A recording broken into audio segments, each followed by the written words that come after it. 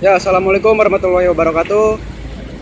Di sini saya melaporkan keadaan Sungai Cisadane yang berada di Caringin Bogor, Jawa Barat. Setelah diguyur hujan, kondisi airnya banyak, keruh dan deras. Dan bisa kita lihat juga banyak sampah-sampah yang terbawa oleh air sungai, seperti sampah plastik, batang-batang kayu, dan styrofoam yang sudah terpecah belah.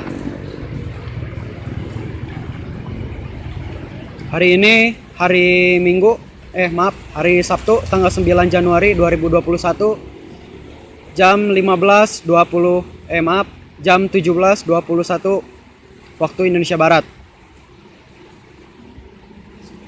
Pesan saya untuk seluruh masyarakat di Indonesia, diharapkan untuk tidak membuang sampah ke sungai, karena selain mencemari lingkungan juga akan berefek buruk, entah itu banjir atau yang lainnya.